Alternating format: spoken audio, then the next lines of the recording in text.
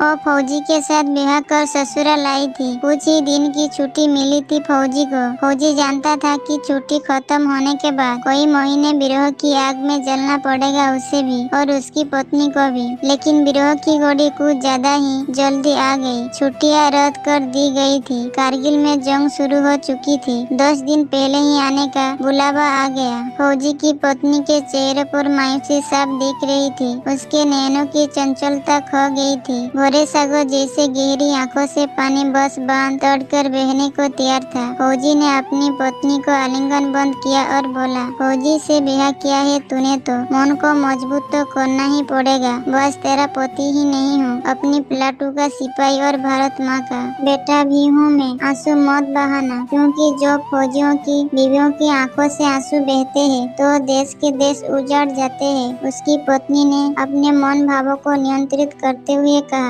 जानती हूँ ज्यादा वक्त तो माँ और प्लाटून का ही है। आपको ये दुराहत तो सहना ही पड़ेगा। फौजी ने बाहों का कसब मजबूत करते हुए कहा, कैसी बात कर रही है। सबकी मांगों के सिंदूर सलामत रहे। भाई दूज पर किसी बहन के आंखों में आंसू ना हो और होई पर और माँ खुशी से व्रत रखे। बस इसलिए ही तो फौजी सीमा पर खड़ा होता है। फौजी की पत्नी के चेहरे पर एक मुस्कान फैल गई और वो बोली, जानती हूँ और इसका अभिमान भी है फौजी, आगे भी मान रखूंगी। फौजी ने अपनी आंखों में याचना के भाव लाते हुए कहा, कल जब मैं जाऊँ तो तू मुझे दुल्हन की तरह सजा कर विदा करना। वैसे भी अभी तो तू नई नवेली दुल्हन ही है।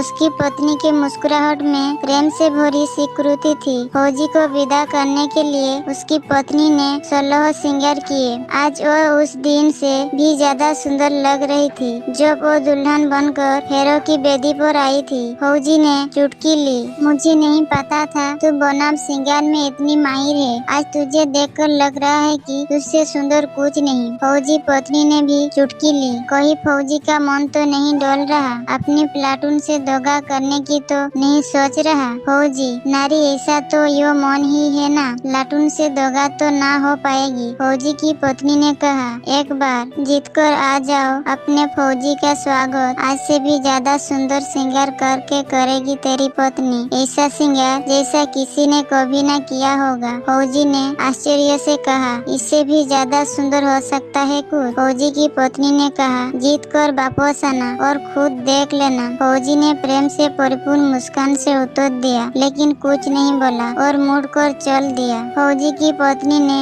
अभिमान के साथ कहा, जीत कर ही आना फौजी। फौजी रुका और बिना उसकी तरफ देखे कहा, हाँ जीत कर ही आऊंगा। बस ये नहीं कह सकता कि मैं तुझे आगे बढ़कर गले से लगाऊंगा या तू मुझे आगे बढ़कर गले लगाएगी। इतना कहकर फौजी चल दिया। फौजी की पत्नी ने उत्तर दिया, जीत कर आया तो तेरी कसम सारी लोक लाज भूल को तुझे गले से लगा लेगी तेरी पत्नी। फौजी ने चलते चलते ही हाथ हिलाकर अभिवादन किया। युद्ध चरम पर था। पता नहीं कितने घरों के चिराग अपनी आहुति दे रहे थे इस यज्ञ में। उस फौजी ने भी अपना धर्म निभाया। जो भी शत्रु उसके सामने आया वो धराशायी हो गया। जितने घाव फौजी के शरीर पर बनते थे उसका रूप उतना ही विकराल हो जाता था। काल प्रतिज्ञा कर रहा उसकी पुण्यहुति की इस राष्ट्र यज्ञ में, लेकिन शायद उसके विकराल स्वरूप को देखकर काल भी ठिठक गया और जब तो उस फौजी ने मोर्चा नाम जीत लिया, काल भी उससे निकट नहीं आया। फौजी अपने प्राणों को उत्सर्ग कर चुका था। उसका चेहरा तेजमय था।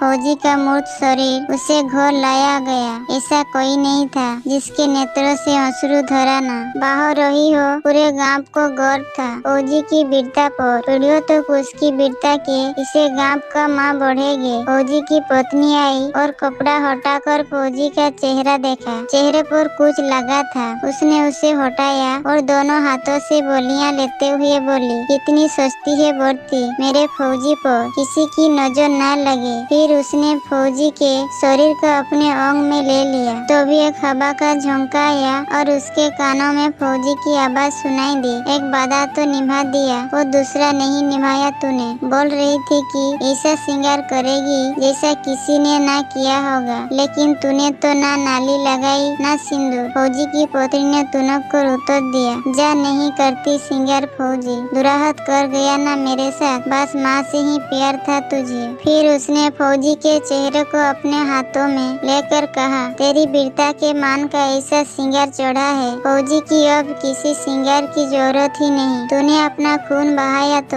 मैंने अपना सिंदूर बार दिया भारत माँ के चरणों में। तुझे एक रत्ती भी कम नहीं है भारत माँ से मेरा प्यार फौजी। फौजी की पत्नी के चेहरे पर स्वाभिमान का तेज बिखर रहा था। एक भी आंसू नहीं था उसकी आंखों में। वो सौंदर्य की अप्रतिम प्रतिमा लग रही थी। रति और कामदेव भी ऐसा श्रृंगार नहीं कर सकते जैसा श्रृंगार उस फौजी के प्रति उसके प्रेम के अभिमान ने किया था।